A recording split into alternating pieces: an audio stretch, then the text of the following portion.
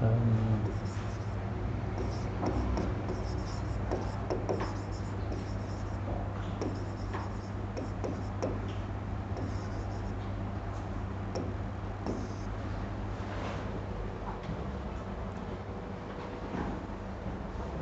भी देख सकते हो, रिवाइज हो जाएगा थोड़ा सा।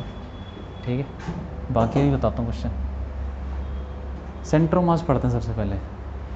ये चैप्टर क्या है, रोटेशनल मोशन बोलते हैं इसको, लेकिन इसके अंदर क्या है कि हम पढ़ेंगे रिजिड बॉडी जिसकी लेंथ होती है। अभी तक हमने जो भी पढ़ा इसमें बॉडी की कोई लेंथ नहीं होती थी। जैसे मान लो बॉल फेंकी, अब बॉल का वो नहीं दे रखा, कोई डायमीटर नहीं दे रखा था, या फिर एक पार्टिकल आया टकरा गया, तो उसमें पार्टिकल का साइज़ नहीं दिया था कि इतना लंबा। अब यहाँ पे क्या, एक रॉड भी टकरा सकती है, एक स्फेयर टकरा गया, ठीक है। तो ऐसी चीज़ें जिसमें डायमेंशन होती हैं, तो इसीलिए उसमें क्या इंपॉर्टेंट हो जाता है, कहाँ पे टकराया, उसकी वजह से घूमने लग जाता है।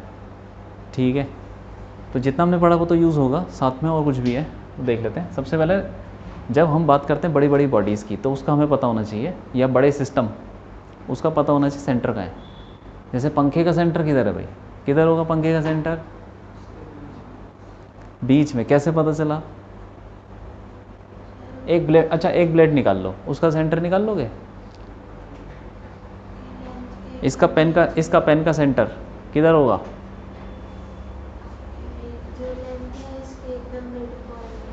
क्यों मिड पॉइंट पे?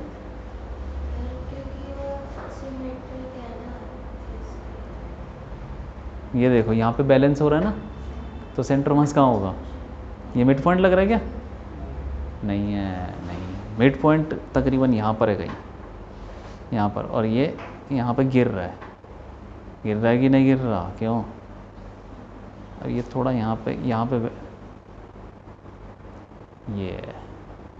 ये है मिड पॉइंट, ये है सेंटर मास। अगर मैं यहाँ पे लोहे की बॉल लगा देता, तो एक लोहे की बॉल लगा दी, तब भी सेंटर पे होगा? ऐसा नहीं होता, तो उस तरफ भारी हो जाएगा। सेंटर ऑफ मास अलग अलग होता है अलग अलग सिस्टम में, तो वो पता होना चाहिए कैसे निकालना है। तो वही पढ़ते हैं पहले। तो एक हो गया तुम्हारा सेट, देखो क्या बोल रही है, centre of mass.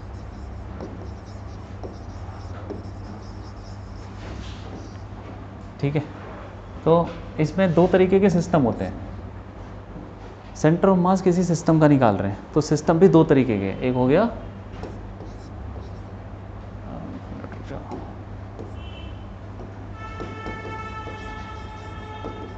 Discrete system. Discrete system मतलब, डिस्क्रीट की स्पेलिंग शायद यही है। डिस्क्रीट सिस्टम मतलब जिसमें जो बॉडीज़ हैं वो अलग अलग जगह पे रखी हुई हैं, कुछ फैला नहीं हुआ। जैसे कि मान लो स्टूडेंट्स हैं, क्लास में बैठे हुए हैं, तो कैसा सिस्टम है ये? क्योंकि दो स्टूडेंट के बीच में खाली जगह है ना, हम एक एक स्टूडेंट को आइडेंटिफाई कर सकते हैं कि एक एरा, एक एरा। और मान लो कि ये पानी भरा हुआ है यहाँ पे क्लास में पूरा, तो उस पानी को कैसे बोलेंगे? डिस्क्रीट सिस्टम, फैला हुआ सिस्टम। दो तरीके के सिस्टम है, एक तो डिस्क्रीट मतलब हम बोल सकते हैं कि एक बॉडी यहाँ रखी है, एक बॉडी वहाँ रखी है, एक ऐसे करके हम बोल सकते हैं कि कुछ बॉडी रखी हुई है। और कंटिन्यूस सिस्टम होता है दूसरा, जिसमें फैला हुआ होता है मास। जैसे कि कुछ भी ले लो, डिस्क ले लो, एक प्लेट ले लो, इतनी बड़ी प्लेट ले लो, तो उसमें मास पूरा फैला हुआ है। एक यस डिस्क ले लो, एक वायर ले लो, ठीक है, इस तरीके की चीज़ है। तो डिस्क्रीट समझ गए? जैसे कि हो गया तुम्हारे पास कोऑर्डिनेट सिस्टम है, एक मास यहाँ रखा है, एक यहाँ रखा है, एक इधर रखा है, तो इस पूरे ये m1, इसको ले लो m1 m2, ऐसे बहुत सारे मास हैं रखा हुआ, तो पूरे सिस्टम को कौन सा सिस्टम बोलेंगे? डिस्क्रीट। तो इसका सेंटर कैसे निकालते हैं? इसका सेंटर निकालते हैं वेटेड एवरेज से। Centre of mass,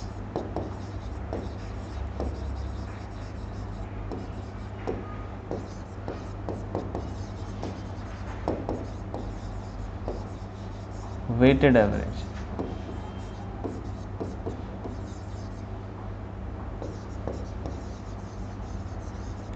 weighted average का मतलब ये हुआ कि इसके एक तो मान लो कि यहाँ कोऑर्डिनेट है इसके x1 y1, z1 भी हो सकता है, ये हो गया x2 y2,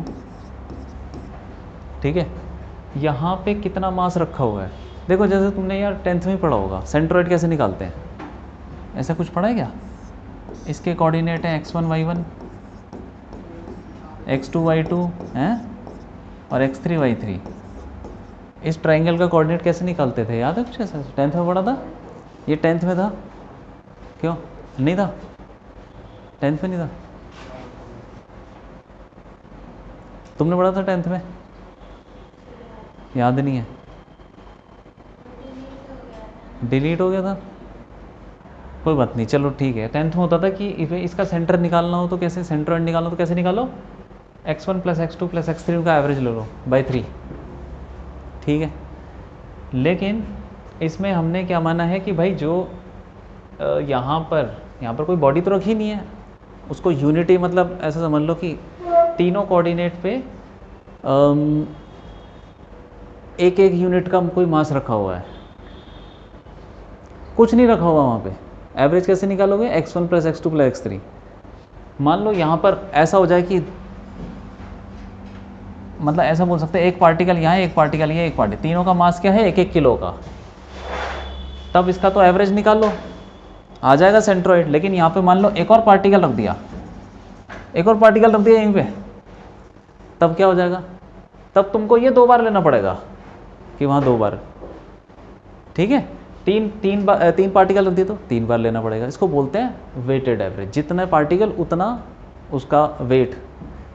तो यहाँ पे देखो m1 kg रखा हुआ कुछ मास है, तो इसका वेटेड कितना हो जाए, कितनी बार लोगे इसको? अगर 1 किलो रखा होता तो x1 बार, 2 किलो रखा होता तो 2 बार लेते, 3 बार लेते। तो अब m1 kg रखा हो तो कितनी बार लेंगे, m1 बार। मान लो 10 किलो, ये 10 किलो है तो 10 बार लेना पड़ेगा, x1 plus x1 plus x1 10 बार, प्लस यहाँ पे मान लो 4 किलो रखा है तो 4 बार ये लेना पड़ेगा। फिर जैसे जैसे ये kg है वैसे वैसे लेना पड़ेगा, उसको बोलते हैं वेटेड एवरेज, ठीक है। जितना जिसका मास उतना बार वो लेना है, उतना ज़्यादा वो लेना है। तो x सेंटर ऑफ मास क्या हो जाएगा, सेंटर ऑफ मास का coordinate m1 x1 m2 x2, ऐसे चलते रहो, लिखते जाओ mn xn। n मतलब हो सकता है कि कितने भी कोऑर्डिनेट्स हो सकते हैं तुम्हारे सिस्टम में, n पार्टिकल्स हैं, डिवाइडेड बाय m1 प्लस, इसको क्या बोलते हैं, वेटेड एवरेज बोलते हैं, ठीक है। हाँ, ऐसे ही सिमिलरली YCM निकाल दो, m1 y1 m2 y2। तुम z भी निकाल सकते हो, खैर z की इतनी ज़रूरत नहीं है, लिखना ऐसे ही है, फॉर्मूला सेम है, वेटेड एवरेज। याद रखना ये डिस्क्रीट सिस्टम में लगेगा, ठीक है। x1 XCM YCM क्या चीज़ है, are coordinates of centre of mass. लिख लो, लिख लो, कुछ भी नहीं है, ये छोटी सी चीज़ है।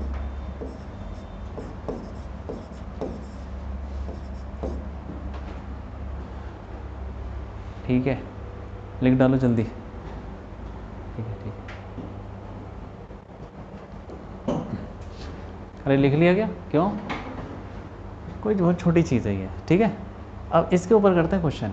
सबसे पहले क्वेश्चन करते हैं, ये तो है छोटी चीज़ लेकिन ठीक है।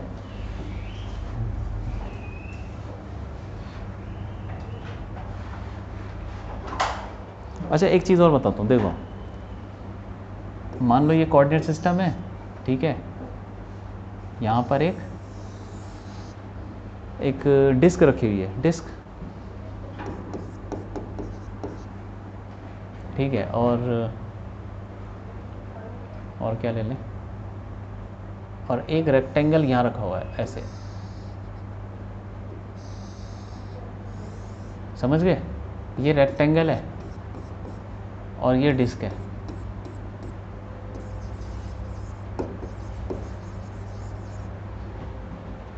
इनका ये सब, ये यूनिफॉर्म मतलब क्या होता है? यूनिफॉर्म मतलब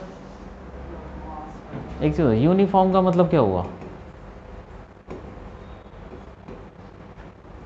मतलब हुआ कि जैसे पेपर है, पेपर हर जगह उसकी थिकनेस सेम है। तो अगर तुम पेपर का छोटा सा टुकड़ा लोगे, ठीक है, तो उसकी थिकनेस जितनी मिलेगी, थोड़ा दूर पे एक और टुकड़ा लोगे उसकी थिकनेस भी सेम मिलेगी, तो मतलब यूनिफॉर्म हो गया। अगर तुमने 1 सेंटीमीटर स्क्वायर का टुकड़ा काटा, उसका मास निकला मान लो 1 ग्राम, तो कहीं और अगर 1 सेंटीमीटर का काटोगे तो उतना ही मास मिलेगा। बात समझ में आ गई? ये ठीक है। समुद्र से पानी निकालो 1 बाल्टी, मान लो 1 बाल्टी का वज़न है 20 किलो। फिर कहीं दूर चले जाओ, दूसरे देश के समुद्र में निकालो 1 बाल्टी पानी, उसका भी 20 किलो निकला। तो मतलब समझ जाओ कि ये जो समुद्र का पानी, ये दोनों क्या है? यूनिफॉर्म है। ठीक है, मतलब समुंदर इज़ यूनिफॉर्म। ऐसा होता नहीं है एक्चुअल में, लेकिन थोड़ा बहुत अंतर तो होता ही है। यूनिफॉर्म समझ में आ गया कि अगर देखो यहाँ पर लोहा है तो यहाँ पे भी लोहा उतनी ही थिकनेस का सेम बराबर फैला हुआ है। जैसे ये बताओ, ये क्या यूनिफॉर्म है? ये यूनिफॉर्म है? नहीं है, क्योंकि यहाँ पर मास अलग है, यहाँ पे हो सकता है डेंसिटी अलग हो। ये प्लास्टिक का है या ये रबर का है, ये यहाँ पे कुछ और ही है, मेटल अंदर। क्यों? तो यूनिफॉर्म और नॉन यूनिफॉर्म कैसे है? मटेरियल पे भी डिपेंड करता है। मान लो एक रॉड बनाई, मैंने एक रॉड बनाई, उसमें आधी लकड़ी और आधी लोहा है, तो बताओ यूनिफॉर्म है ये? नहीं है, क्योंकि मटेरियल ही चेंज हो गया। ठीक है। हाँ, यूनिफॉर्म का मतलब डेंसिटी इज कांस्टेंट। डेंसिटी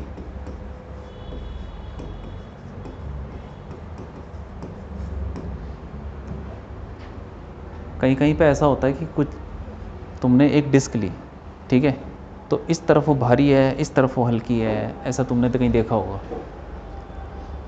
हाँ, कोई बात नहीं, होता है। ठीक है, याद रखना, यूनिफॉर्म कुछ बोल दिया तो मतलब डेंसिटी क्या है?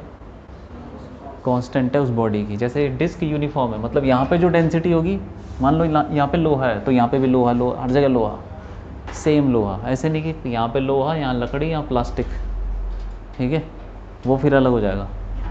तो ये यूनिफॉर्म है दोनों। और नॉन यूनिफॉर्म क्या हुआ? डेंसिटी क्या हो जाएगी? नॉट कांस्टेंट, मतलब वेरिएबल हो जाएगी। अब ये बताओ, ये कैसा सिस्टम है? डिस्क्रीट है, इसका रेडियस ले लो r, और इसकी लेंथ ले लो l, इसका ब्रेड्थ ले लो b। कैसा सिस्टम है ये? डिस्क्रीट है? नहीं है। बोलो भाई, बोलो क्यों है? डिस्क्रीट सिस्टम क्या होता है? अलग अलग जगह पे बॉडी रखी हुई है। हाँ, तो ये अलग अलग जगह पर बॉडी रखी हुई है। हाँ बताओ, क्यों है डिस्क्रीट? हाँ हाँ, ये डिस्क्रीट ही है। क्यों है? क्योंकि तुम इस बॉडी को आइडेंटिफाई कर सकते हो। एक डिस्क है, उसका सेंटर बता सकते हो? सेंटर बता सकते हो, यहाँ पर होगा ना। ये इसके कोऑर्डिनेट बताओ ज़रा, इसके कोऑर्डिनेट बताओ, बोलो। सेंटर के कोऑर्डिनेट्स क्या होंगे? बताओ। 0। x कितना है? r 0। यहाँ से लेके यहाँ तक रेडियस। क्यों? हाँ, इसका बताओ कोऑर्डिनेट, इसके कोऑर्डिनेट बताओ। सारे बताओ, तुम बताओ इसके कोऑर्डिनेट, इसके सेंटर के कोऑर्डिनेट्स, सेंटर के।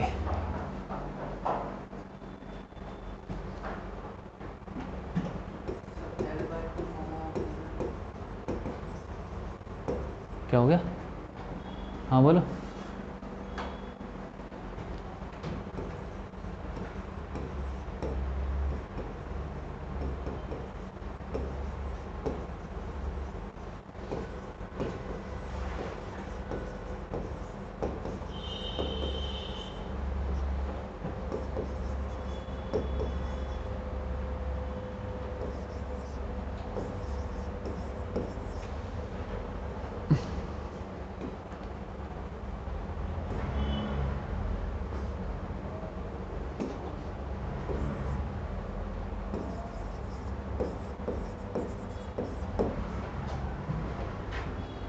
जो यूनिफॉर्म बॉडी है उसका ज्योमेट्रिकल सेंटर और सेंटर ऑफ मास दोनों क्या होंगे, सेम होंगे। जैसे सर्कल है, सर्कल का ज्योमेट्रिकल सेंटर मतलब जो तुमने पढ़ा ये सेंटर, वो सेंटर, और सेंटर ऑफ मास दोनों सेम होंगे। लेकिन मान लो कि ये बना है इतना आयरन से और यहाँ से लेके यहाँ तक है ये सर्कल, लेकिन दो पार्ट में बना है। ये हो गया वुड, थोड़ा सा आयरन थोड़ा सा वुड। कैसा है ये, uniform non uniform? Non uniform हो गया क्योंकि डेंसिटी अलग अलग हो गई है। तो इसका जो एक तो सेंटर होगा ज्योमेट्रिकल, वो वहीं होगा जहाँ देखने में जो लगेगा। ज्योमेट्रिकल मतलब सिर्फ देखने में जो सेंटर लग रहा है, ठीक है, मतलब कंस्ट्रक्शन तुम करो, पेपर पे बनाओ, तो उसका सेंटर वही है। लेकिन सेंटर ऑफ मास कहीं और हो सकता है, कहीं और। तो सेम ज़रूरी नहीं है, ठीक है। लेकिन यूनिफॉर्म बॉडी में सेंटर ऑफ मास और ज्योमेट्रिकल सेंटर सेम होंगे। नॉन यूनिफॉर्म में हो भी सकता है, नॉन यूनिफॉर्म में कुछ भी हो सकता है, लेकिन यूनिफॉर्म में तो पक्का सेम होंगे, ठीक है। अब बताओ उसके कोऑर्डिनेट्स बोलो। एल कॉमा जीरो, जल्दी बोलो बोलो।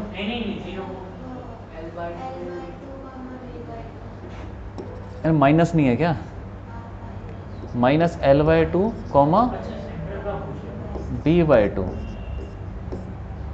ठीक है। हाँ, तो अब इसका ये कैसी बॉडी हो गई, इसका हमको सेंटर पता है, आइडेंटिफाई कर लिया ना हमने। हम बोल सकते हैं ना कि एक बॉडी यहाँ पे पड़ी हुई है, दूसरी बॉडी वहाँ पड़ी हुई है, उसका सेंटर भी पता है। ये जो हमने लिया था, अभी पीछे जाओ, पीछे, ये x1 y1 क्या था, x1 y1 क्या थे, बताओ जरा बताओ। x1 y1 क्या थे बोलो, किसके?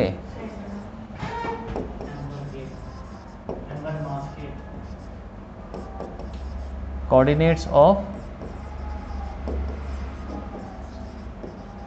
Centre of mass of m1। m1 का कहीं तो सेंटर होगा, वो है ये। हो सकता है वो देखो बॉल बना रखी है, उस बॉल तो वो तो इतनी बड़ी भी हो सकती है बॉल, ठीक है, उसका सेंटर कहीं तो होगा, वो है कोऑर्डिनेट ये।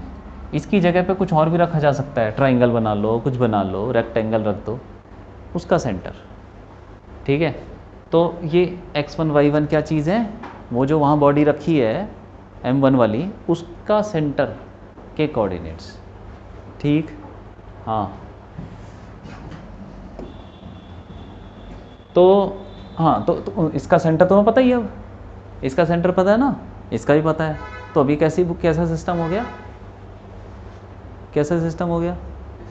तो फॉर्मूला लगाओ डिस्क्रीट वाला, आए बात समझ में? हाँ, और ये याद रखना कि भाई ये ऐसा सेंटर है, मतलब यूनिफॉर्म नॉन यूनिफॉर्म, ठीक है। डेंसिटी सेम रहती है, डेंसिटी क्या होती है बताओ? हाँ, ये तो पता है ना, हाँ ठीक है। चलो आ जाओ क्वेश्चन करते हैं।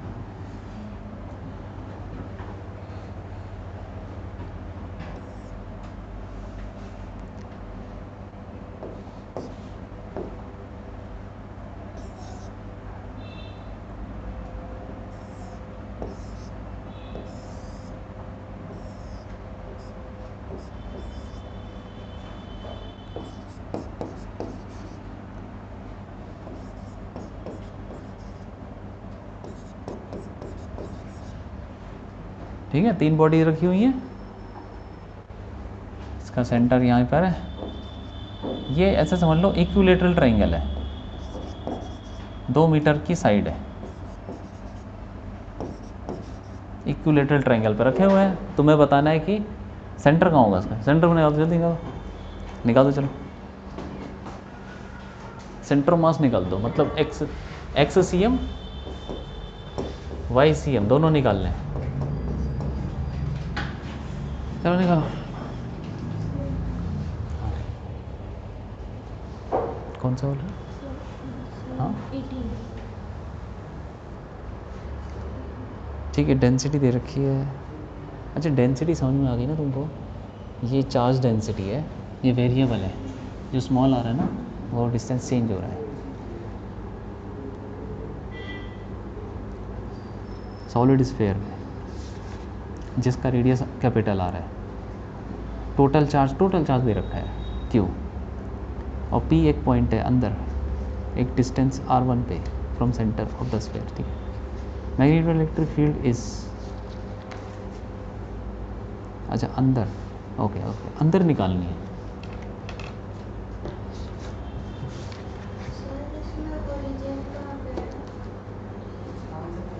ओरिजिन जहाँ तुम मान लो, सेंटर ऑफ मास चेंज हो जाएगा क्या, एक बार बताओ। इसका सेंटर ऑफ मास तो कहीं होगा, बताया नहीं था यहाँ पे। अब तुम ओरिजिन यहाँ ले लो, यहाँ ले लो, उसका क्या चेंज हो जाएगा सेंटर ऑफ मास। एक्स और वाई तो तुम्हारे डिपेंड करा, तुम जहाँ मर्जी ले लो, एक्स और वाई कहीं भी ले लो, कोने में 2 किलो वाले को ले लो। अब देखो यहाँ पे ना थोड़ा दिमाग लगाओ, तुम्हें एक ओरिजिन लेना है, तुम ना एक मास को ओरिजिन ले लो। क्यों ले लो, क्योंकि उसके कोऑर्डिनेट तो तुमको पहले ही पता चल गए, क्यों 0 0। तुम इसी को ओरिजिन ले लो 0,0, इसको एक्स एक्सिस ले लो, ये एक्स एक्सिस और ये वाई एक्सिस। आगे बात समझ में। इससे फ़ायदा हुआ कि इसका तो कोऑर्डिनेट 0 0 हो गया, और थोड़ा आसान भी होता है ना कैलकुलेशन।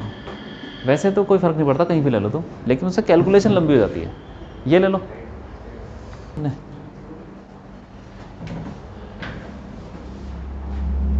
हो गया, कुछ हुआ नहीं हुआ, तुमने इसको ओरिजिन ले लिया, इसके तो हो गए 0 0। इसके कोऑर्डिनेट बताओ, कोऑर्डिनेट पता होने चाहिए सबसे पहले, उसके फॉर्मूले में डालना है, बताओ।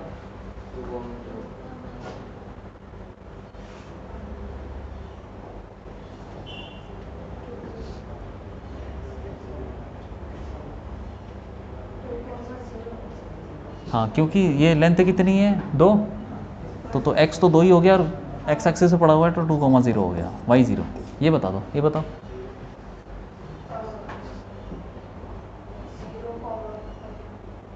जीरो कॉमा 5 मतलब x 0 है, x 0 तो इस वाली लाइन पे होता है। 5 कहाँ से आ गया, 5 कहाँ है, अरे 500 kg है वो, तुम्हें तो कोऑर्डिनेट्स बताने हैं।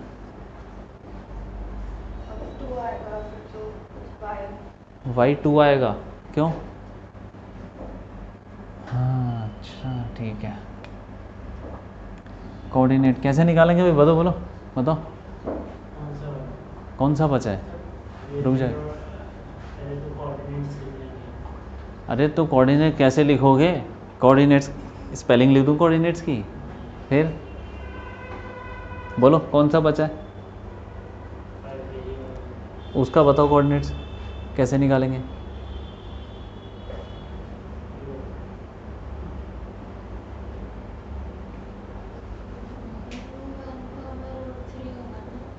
कैसे निकालेंगे बोलो भाई। हाँ देखो यार, इसके कोऑर्डिनेट्स उनको पता नहीं है कि कैसे निकालते हैं, क्यों ये नहीं, 10th में नहीं पढ़ा ये, जो भी है पढ़ाई की नहीं पढ़ाई ये सब, तो निकाल क्यों नहीं रहे।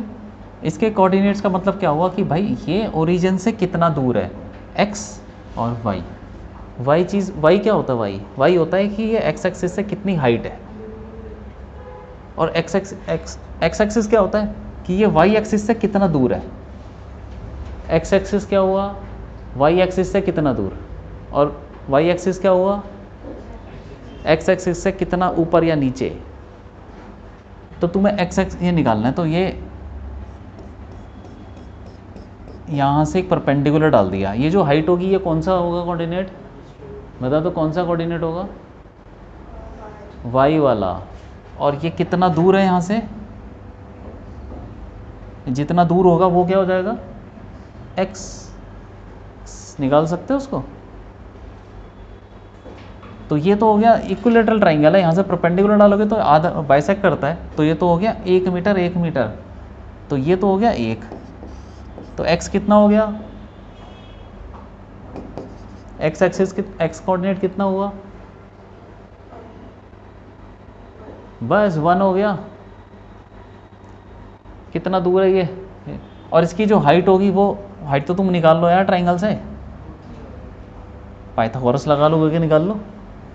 4 - 1 ये होता ना, इसका स्क्वायर इज इक्वल टू इसका स्क्वायर प्लस इसका स्क्वायर, 4 माइनस 1, 2 का स्क्वायर इज इक्वल टू 1 का स्क्वायर प्लस ये y ले लो, y का स्क्वायर, 4 माइनस 1 3, रूट 3, तो ये हाइट रूट 3, तो इसको कोऑर्डिनेट्स हो जाएंगे 1 कॉमा, हो गया, फॉर्मूले में डाल दो, बात समझ में आ गई? हाँ ये बात है। एक्स सी एम क्या हो जाएगा, पकड़ो एक इसका मास पकड़ो, 2 into zero, 2 into zero plus अगला वाला ये 3 इंटू 2,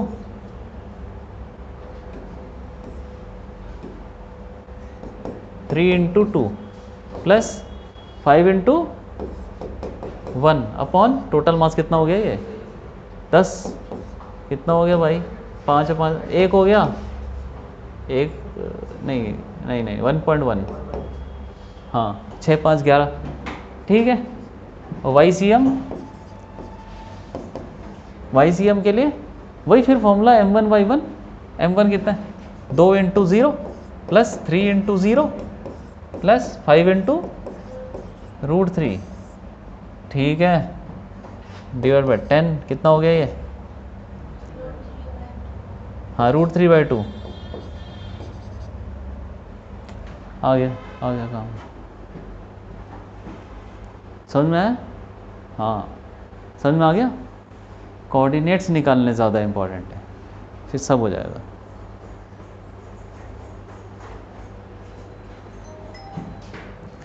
लिख लिया, हो गया।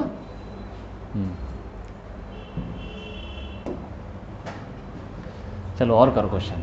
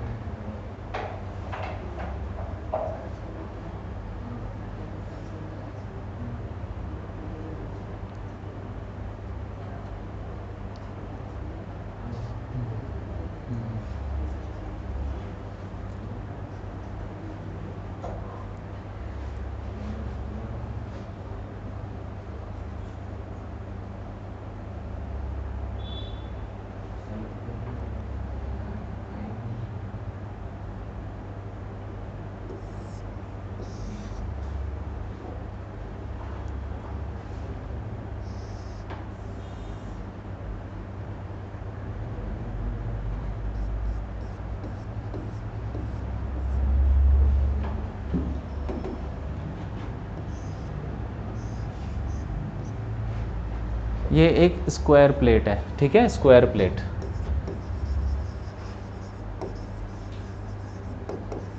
एक स्क्वायर प्लेट है, उसका मास दे रखा है तुमको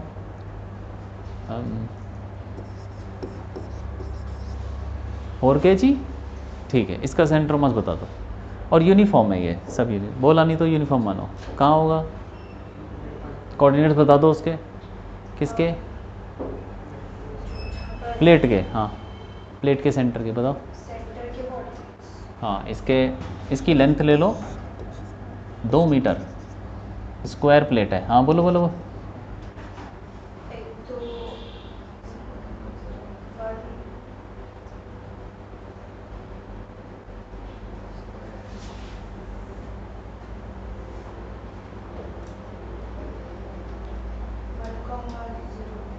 वन कॉमा 0, हाँ बदलो, हाँ कितना आएगा फिर, कितना होना चाहिए, हाँ देखो ये यहाँ पर होगा सेंटर पे, तो ये यहाँ से भी उतना दूर है, तो सेंटर मतलब जहाँ पे डायगोनल मिलते हैं यार, और बिल्कुल इसका भी आधा उसका भी आधा, ये दो, ठीक है, तो 1,1 हो गया, 1,1, इसको हटाया यहाँ से,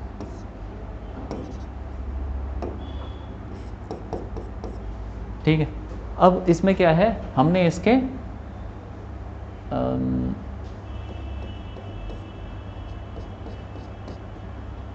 ये वाला पोर्शन रिमूव कर दिया, मतलब उसको प्लेट को काटा, ये वाला पोर्शन काट के हटा दिया, रिमूव कर दिया। अब जो बचा, find centre of mass of remaining portion.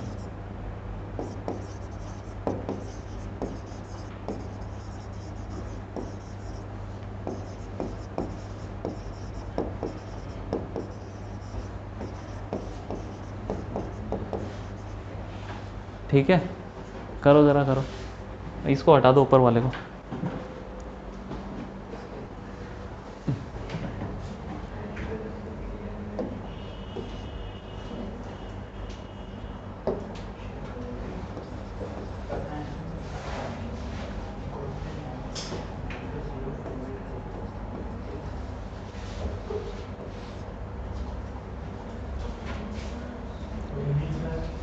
Bye.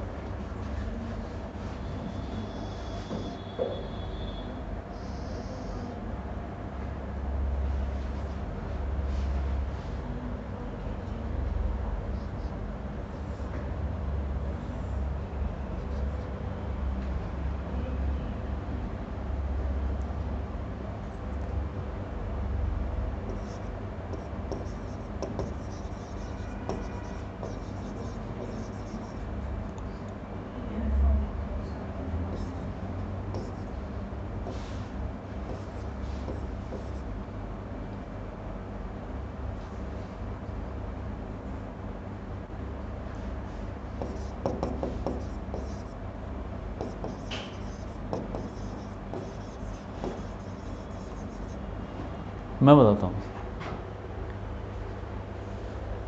ठीक है, किसका हो गया वो ये कर लो। हाँ ये नहीं हुआ क्यों, मैं बताता हूँ। पहले तुम इसको हटा दो, नई फिगर बनाओ।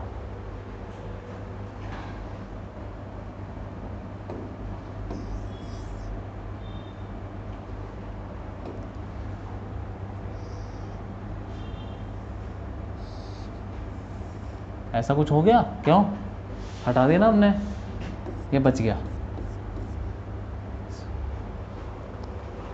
ठीक है, अब ये कैसा सिस्टम है, डिस्क्रीट है या कंटिन्यूस है, बता दो। कंटिन्यूस,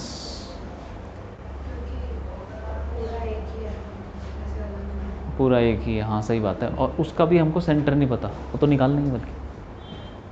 तो कभी कभी ऐसा होता है कि क्या हम इसको डिस्क्रीट में कन्वर्ट कर सकते हैं, कन्वर्ट कर सकते हैं डिस्क्रीट में।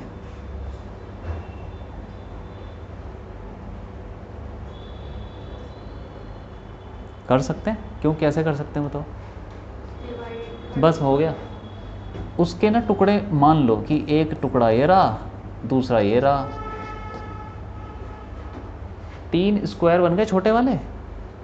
अब हर एक स्क्वायर का सेंटर तो तुम निकाल सकते हो ना। अब हो गया डिस्क्रीट, अब कर लोगे। अब बताओ कि हर स्क्वायर का मास कितना होगा, इधर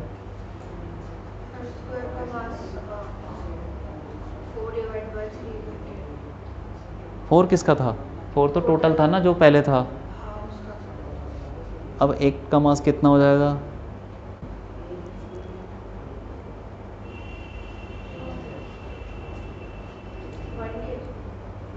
और तीनों का सेंटर तुम निकाल सकते हो ना, ये तो निकाल सकते हो। कोऑर्डिनेट्स, इसका कोऑर्डिनेट कहीं यहाँ पर होगा, इसका कहीं यहाँ होगा, इसका कहीं, मतलब वही डायगोनल के निकाल लोगे, निकाल दो चलो, और उसके बाद फॉर्मूला लगा लो। तो कभी कभी हम क्या करते हैं, ये कंटिन्यूस लग रहा होता है लेकिन कंटिन्यूस नहीं लगाते, क्योंकि हमको इंटीग्रेशन में नहीं जाना बार बार। कंटिन्यूस में क्या होता है ना, बड़ी दिक्कत होती है, इंटीग्रेशन कभी कभी फंस जाता है। तो हम ये कोशिश करते हैं कि इंटीग्रेशन ना ही करें तो अच्छा है। तो ये हम बड़े आसानी से डिस्क्रीट में कन्वर्ट कर सकते हैं।